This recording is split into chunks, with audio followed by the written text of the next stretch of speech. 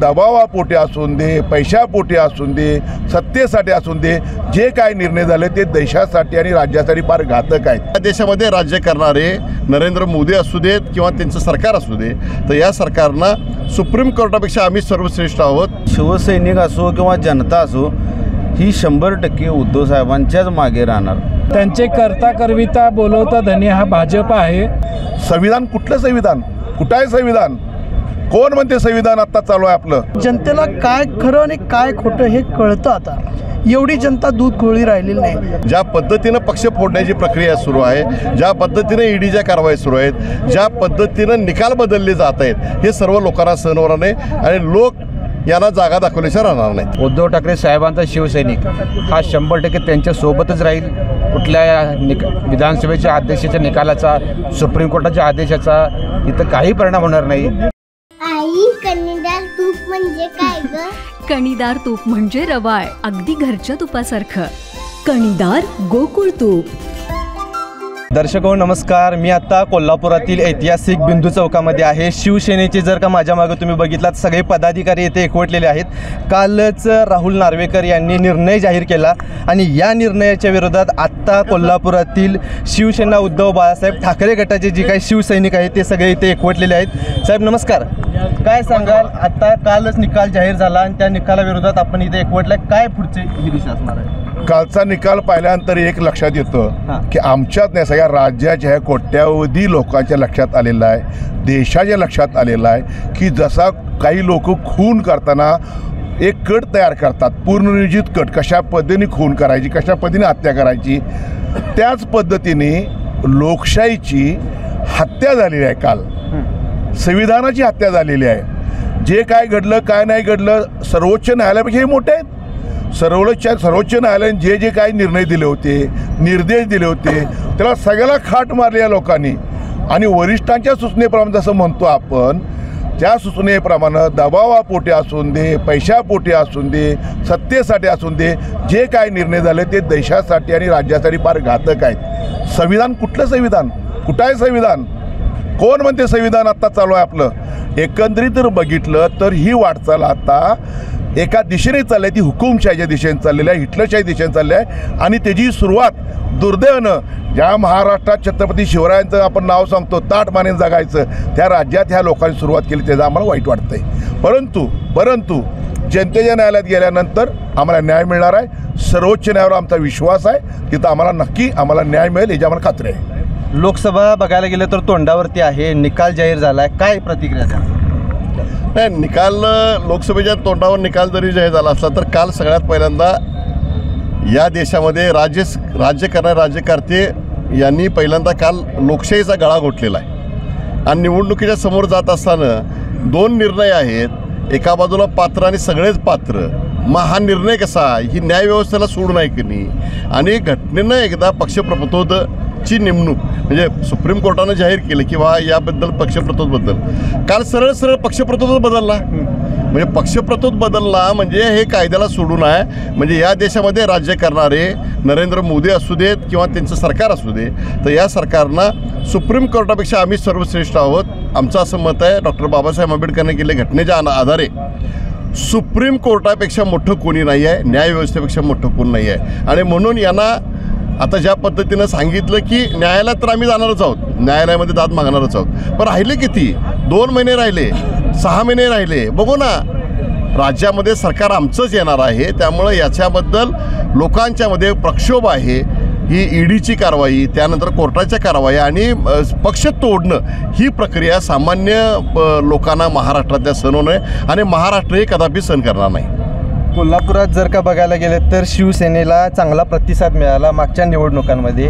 आत्ता शिवसेनेचे काही आमदार असतील, खासदार असतील, शिवसेनेला सोडून गेलेले आहेत। कोल्हापूरचा शिवसैनिक कुणासोबत राहील इथून पुढे? आता निकाल बदलला आहे की जनतेच्या विरुद्ध हे सर्व घटना सुरू आहेत। अगदी जर खालच्या थरातला क्लास 1, क्लास 2, क्लास 3 सोडून सर्वसामान्य नागरिकांच्या पर्यंत हे प्रकरण पोहोचलेलं आहे। त्यामुळे शिवसैनिक असो किंवा जनता असो, ही 100% उद्धव साहेबांच्याच मागे राहणार।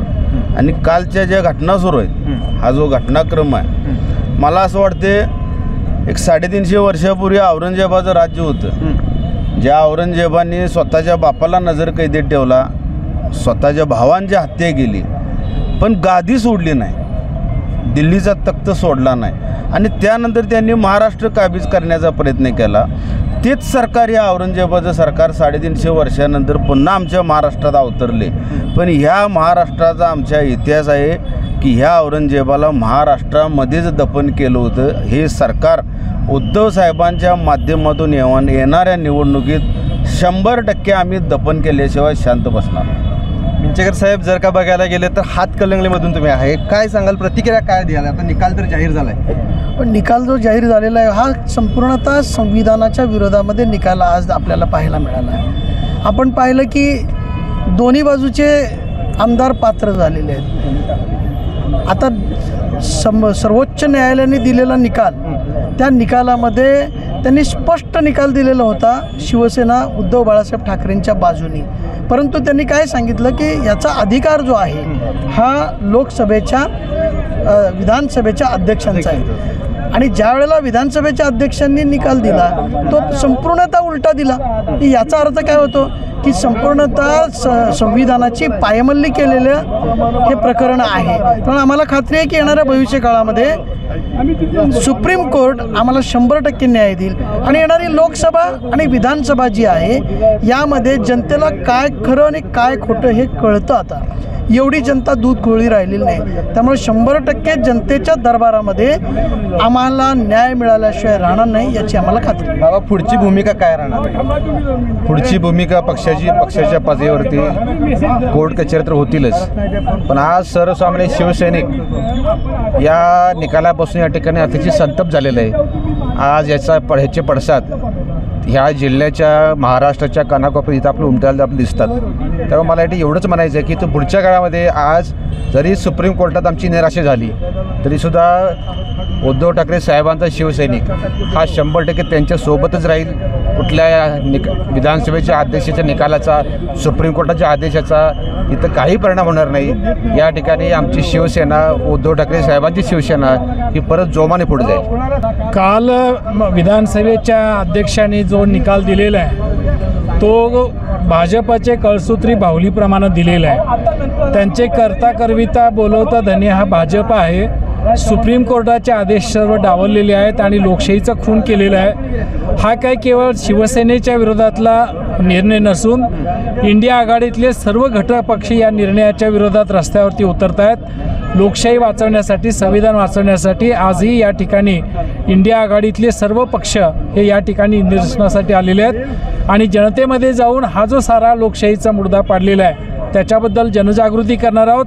आणि या सगळ्या राजकीय नाट्याचा शेवट हा येणाऱ्या लोकसभेच्या निवडणुकीमध्ये जनताच महाराष्ट्रातली करेल असा आमचा ठाम विश्वास आहे. एक तर त्यांनी निर्णय दिला आहे, कोर्टामध्ये टिकणार नाही आणि मुळामध्ये जनतेच्या दरबारामध्ये हे लोक टिकत नाही. गेली 2 वर्षभराचा जो अन्याय आहे, ज्या पद्धतीनं पक्ष फोडण्याची प्रक्रिया सुरू आहे, ज्या पद्धतीनं ईडीच्या कारवाई सुरू आहेत, ज्या पद्धतीनं निकाल बदलले जात आहेत, हे सर्व लोकांना सहन होणार नाही आणि लोक यांना जागा दाखवल्याशिवाय राहणार नाहीत.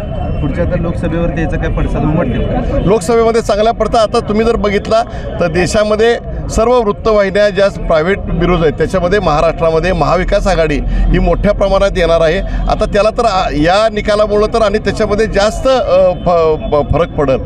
त्यामुळं महाविकास आघाडीचे जास्तीत जास्त लोक या लोकसभेत आता निवडून येतात. कालच जर का बघायला गेलं तर निकाल लागला. निकालामध्ये शिवसेना उद्धव बाळासाहेब ठाकरे गटाच्या विरुद्ध बाजूने हा निकाल लागला आणि या निकालाचे पडसाद म्हणून हे जे काही सगळे शिवसैनिक आहेत हे आता ऐतिहासिक बिंदू चौकामध्ये एकवटलेले आहेत. काही झेंडे दाखवून या निकालाचे ते निषेध करणार आहेत. तर तुर्तास तरी या व्हिडिओसह मी इथं थांबतो. केके न्यूज चॅनलसाठी कॅमेरामन वैभव पाटीलसह मी अभिजित. धन्यवाद. अशाच नवनवीन अपडेट पाहण्यासाठी आमच्या कोल्हापुरी कारभार म्हणजेच केके न्यूज चॅनेलला सबस्क्राईब करा.